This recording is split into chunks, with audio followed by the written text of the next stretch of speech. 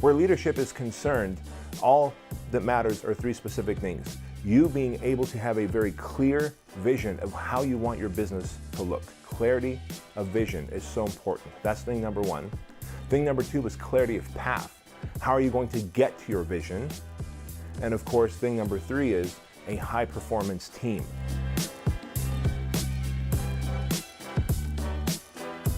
The thing we're going to talk about today is a force multiplier to building your fitness business, like taking it from struggling to success, from good to great, from business to empire. And that thing is leadership. Believe it or not, leadership is always the problem and leadership is always the solution. Most of the time, you don't have a marketing problem, a sales problem, a retention problem. You really don't.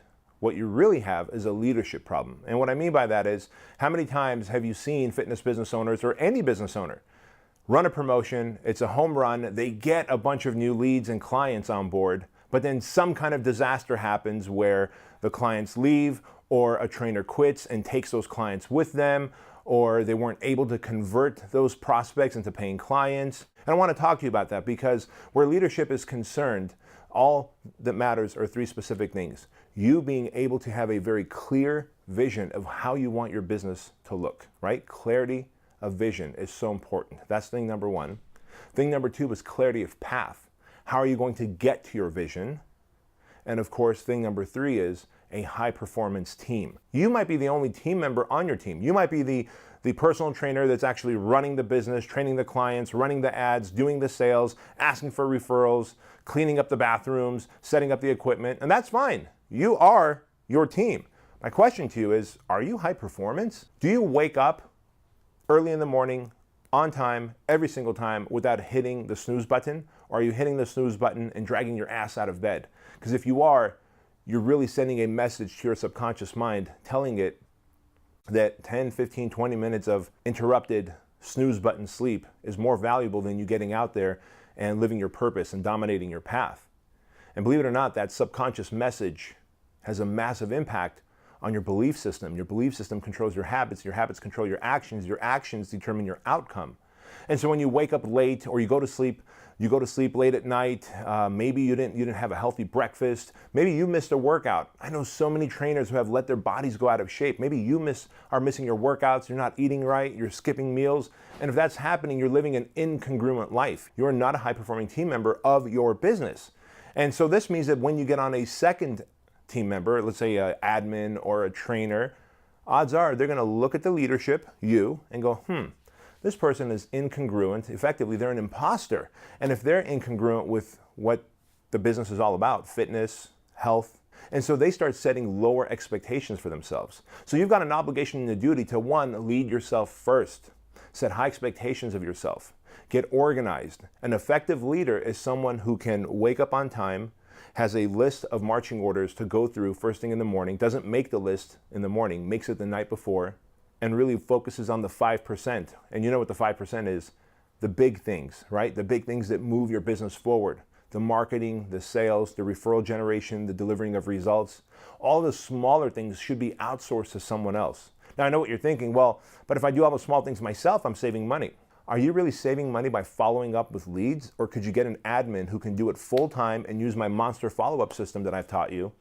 And that admin can get you more leads in front of you than you ever could with trying to wear so many different hats. And if you can get an admin and you pay that admin, let's say somewhere between $14 and $16 an hour, and you teach them my monster follow-up system that I've given you, guess what happens next? They're literally filling up your appointment book with prospective clients that you're going to be able to convert and extract money from in exchange for value, right? That's your higher purpose. Your 5% is marketing, selling, delivering amazing results, and asking for referrals. It is not following up with leads. You have an admin for that. And ultimately, I want you to pull yourself out of the training as well. If you think that, man, I'm saving money because I'm doing the training myself, no, you're not. You simply own a job. So I want you to really commit to manning up, right? And I'm writing the book right now, Man Up, Cut the BS, Dominate Your Path. And the book comes out in July of 2018, but I'm giving you some of the nuggets from that book right now. Leadership is the problem, leadership is the solution. And where that's concerned, you've got to man up or woman up and step into your greatness, become the best version of yourself. You have to reach your fullest potential in your health, in your mindset, in your productivity, even in your emotional stability. So let's shift gears now and talk about emotional stability where leaders are concerned. Business owners are pretty reactive. They're emotionally reactive to things instead of being responsive. So when a problem happens, rather than responding with confidence, with clarity, and with a plan, they emotionally overreact, creating more of a mess, looking at it as black or white, never seeing the gray in between, that it's a do or a die situation. They come fists up with their competition. They come fists up with a complaining client. You come fists up with your employees, and you really make a mess of the situation.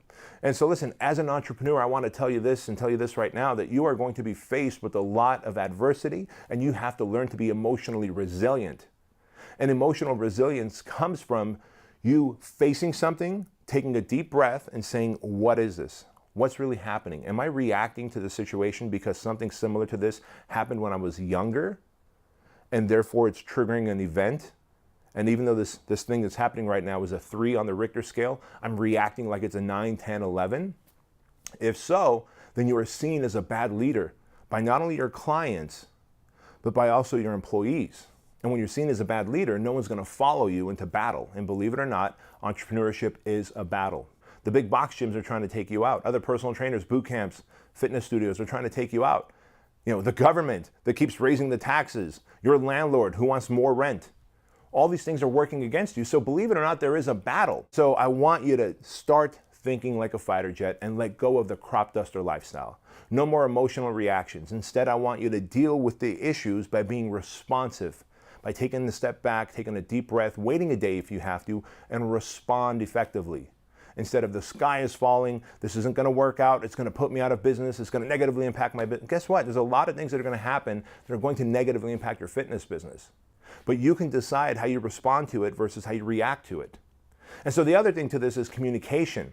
Oftentimes, we know what we want our team to do, we know what we want our trainers and our admins to do, but we are too shy, we are too approval seeking, we are too validation seeking, and we kind of tell them, but we sort of tell them, but we don't really tell them.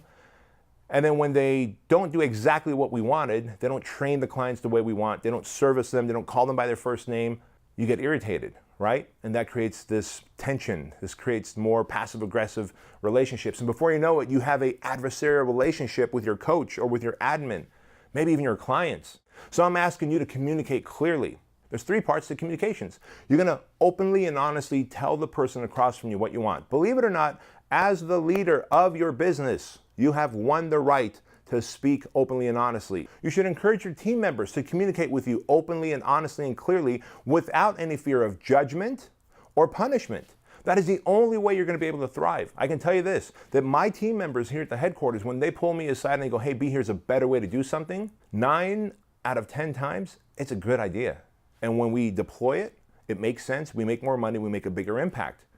But if you don't communicate clearly, and if you don't give permission to your team to communicate clearly, openly, and honestly, then you're going to neuter your business. So I want you to focus on the tell, show, do. You're going to tell them exactly what you want, as clear as you want, right? And then you're going to show them. So I always start off the conversation with saying, hey, look, team member, I want to let you know this comes from a place of love and compassion, and I really appreciate what you do here. However, the feedback I want to give you here is going to help you improve. And I've noticed that you are training your clients with your arms crossed over your body. Now, I understand you might be cold, or maybe you feel a little weird about all these new clients that we got, but the message you're sending when your arms are crossed like this is that you're not interested. The message you're sending is that you're aloof. The message that you're sending is that they're not important. So moving forward, I want you to stand like a fighter, but put your hands down. And you're going to train from this position. And you're always going to have a smile on your face, like someone just told you a joke and the smile is just wearing off your face, right? A smile on your face, standing like a fighter, but with your hands down, leaning in. And I want you to at least do 1 high five with every single client and call them by their name, first name at least once. Do you understand? And they're going to say yes. So remember now, you told them, right? You're showing them, and then you're going to say, now let's do it. Do it. Show me exactly how you're going to do it. How are you going to stand when you're training clients? You're going to say, I'm going to stand this way. And what else are you going to do? I'm going to high five them and let them high five you. And what else are you going to do? Go ahead, call me by my name. Oh, and it may sound silly, but when you do the tell, show, do, it really helps the brain remember, and it creates open communication. And you go, listen, I really appreciate you taking this feedback well, because it's going to help our business, which means I'm going to get more clients, we're going to retain more clients, deliver better results, and of course make more money, and that means you're going to make more pay down the line. Now I taught you how to communicate openly with me, so if you can come up with any ideas that's going to improve the service that we offer, please let me know and communicate openly and give me feedback, because I'm open to it too. Imagine how safe you made that person feel. Now, I'm asking you as a leader, are you willing to do that? Are you willing to step into your greatness and do that? If you are now an effective leader. And what I want you to do now is figure out what your vision is, communicate that vision with your team. And when you communicate that with them, then you go, this is what I want, this is our vision, and our path is this. We're going to use Facebook to market. Susie over here is going to be our admin. She's going to set the appointments and confirm them and follow up with them. I'm going to close them, and you're going to train them. And if we do this, if I break the numbers down and we net 20 new clients each month, based on the number of clients we have now, it looks like we will get to 300 paying clients in about 6.5 months. And when we do that, we're making really good money, and I'll be able to give you a pay bump. And now you hold yourself to higher standards, right? You treat yourself as a leader, right? You communicate well, you respond, you don't react, and you're there on time, you don't hit the snooze button, you take care of your body, and they see that leadership is actually leading from the front, being that person first. And then finally, we go into that high performance team. We say, all right, guys and gals, I want you to step it up.